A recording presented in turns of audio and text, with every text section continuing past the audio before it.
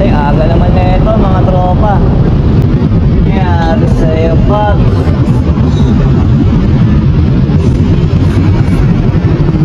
Ako si Yani, dating kusinero, na ngayon naging isang full-time dog breeder. Hilig ko ang magluto, ganoon din ang pag-aalaga ng mga aso.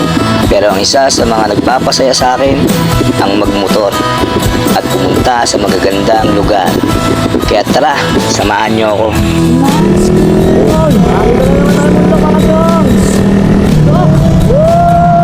Ganda lang kalsada, ano ba yun? Pero oops, teka, may bago tayong racket ngayon. Dahil isa na tayong ganap na MC Taxi Rider. Kaya tara, samahan niyo ako sa biyahe ko. So, susunduin natin yung pang-apat na bukyaw natin. Bukyaw! Good morning mga kabukyaw. Kumusta kayo? Sana okay lang kayo. Kasi okay naman din ako. Meron na tayong first bukyaw. Time check 6:17. So tara, tikapin na natin para maumpisahan na natin ang unang biyahe sa umaga. Shit, aga naman na ito mga tropa. Nangyari sa'yo, Pops.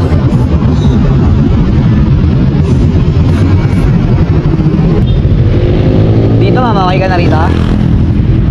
Sige, para makatid ko na yung pangalawang booking. May pumasok na. Kung kita ma'am, medyo ano yan eh, medyo makulit kasi yan. What? Drop na kita ito. Ako ma'am, sige pa. Okay naman, Gcash to ma'am. Second bukyaw. Vlog ka pala. Nagko-content lang ma'am. Mahaba. Sige ma'am. Thank you. Yun, nababa na natin si Ma'am Mara. So, second bukyaw. Tara.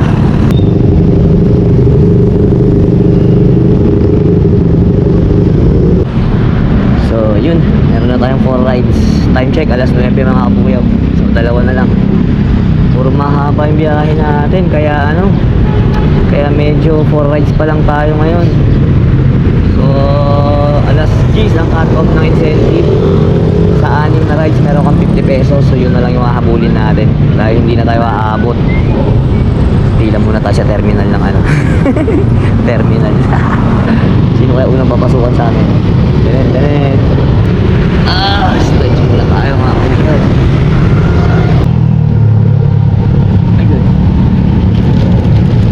Kain na muna tayo. Maalat ang biyahe. Pwede umiramin ng ketchup mo, te? May hot sauce na to? Spicy lang. Sige, tingin ako konti. Uy, mabango ah. Mabango yung spicy nyo ah. Para siyang barbecue sauce. Grabe, alas 10 na. 400 pa lang yung kinita sa vlog. Ito na yung pinakamatunan.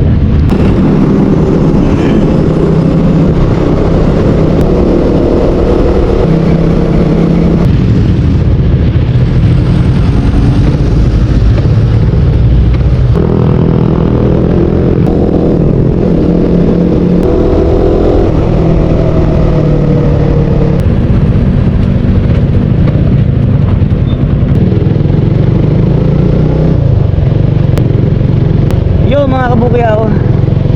So walang na pala. Oh my God! Hindi, meron naman mga kabukyaw, no? Kaso nga lang, so 10:40 na. So masyadong mababa yung ano natin ngayon, kinita. Ito na yung pinakamababang kinita ko simula nung araw na pumasok ako ng Mubit. So yun, daan muna tayo sa UP. Ito ipapakita lang sa inyo. Medyo matagal-tagal na rin ako hindi nakadaan kasi dito. Last time na pumunta ako ng UP, hanggang tuhod ko lang to. Itong halaman na to, ayan o mga kabukyaw. Kita nyo ba? Yung sunflower, ayan, ang lalaki na nila. Pero dati hindi sila naglalagay dito, dun lang, dun, yun, sa gitna oh. Pero tingnan nyo ngayon, ang dami. Puro sunflower yan, ang ganito niya, no? Tapos hanggang dito rin, yan, kabilaan, yan, oh. Meron pa yan dun sa kabila, mga kabukyaw. Dati kasi last year binaha. So lahat siya naging gano'n, no, na tumagilid lahat, tas ang dali nilang namatay. Buti ngayon, ayun, nag-uulan ngayon pero hindi naman sila ganong ginigiba ng hangin. Ang ganda tingnan eh, no. Ayan, pabukadkad na yung iba. Ayun, ang ganda ng tirik ng mga yun. Ang taas ng dahon niya. Dilaw na yung Nakakatuwa lang kasi last time na pumunta ako dito, hanggang tuhod ko lang to. Ibig sabihin, matagal-tagal din akong hindi nakadaan dito. Sa bagay, yung ibang mga daan ko sa biyahe, Commonwealth Highway. Dito nga pala to sa UP Diliman, kung saan madalas ako magpapawis dati. So ngayon, medyo madalang ako makapunta talaga dito. Pinipilit kong maka once or twice a week, kaso minsan talaga hindi kinakaya.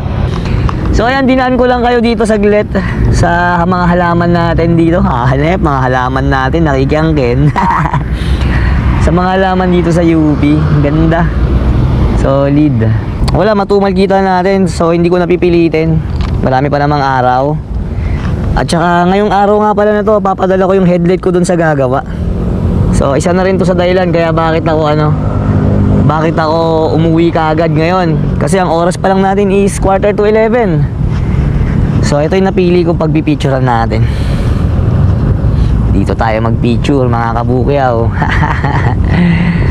Ayun, tatangkad dito. Matangkad pa sa akin, oh. Tingnan nyo. Matangkad pa sa akin. Sarap chill. Right. So yun, may picture na tayo. Ay, ang sarap sa UP. Thank you Lord, nakadaan ulit. Iba yung rito, pag alam niyo pag andito ako mga kabukyaw, iba yung pakiramdam.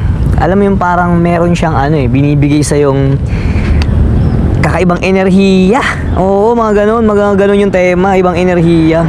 Palagay ko, papatayin ko na yung app ko para diretso uwi na. At magbabaklas na ako ng headlight, papadala ko mamaya doon sa may Divilla Motor Shop.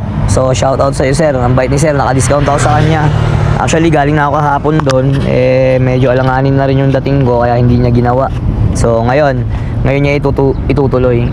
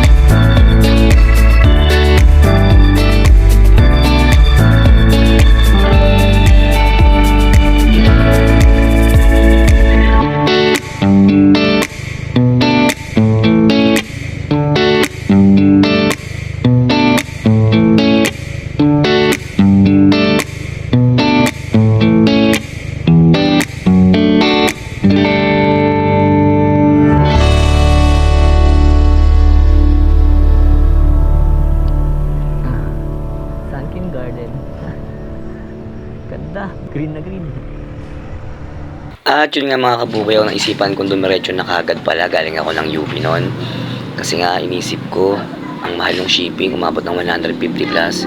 So sabi ko, pang 1 litro na rin yun, dadagdagan ko na lang ng konti. Kaya ako na lang ang pumunta dito mismo sa Caloocan. So sa North Caloocan to mga kabukyaw ha. Tapos ayan, lumabas na siya, kinakabit na niya yung headlight para matesting. So hindi pa niya nilagay yung pinakabuong assembly ng headlight natin. Bali dito, i-testing na niya muna kung okay ba lahat. At ito, umilaw naman. May passing na. Yun. Aso.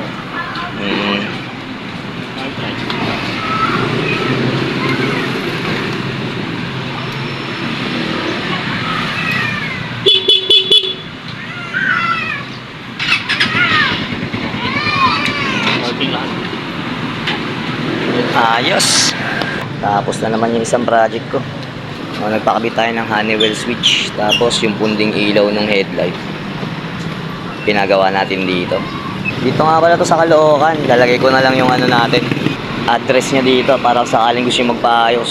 Malinis silang gumawa rito, tsaka maayos din. Recommended siya 100%. Ito nga pala yung pangalan ng shop nila. Yan, pwede nyo na-search yan pagpapagawa kayo dito. Ride the beat when you rock the mic. Put your foot on the gas and eat a red light. Ride the beat when you rock the mic. Put your foot on the gas, make a left, go right.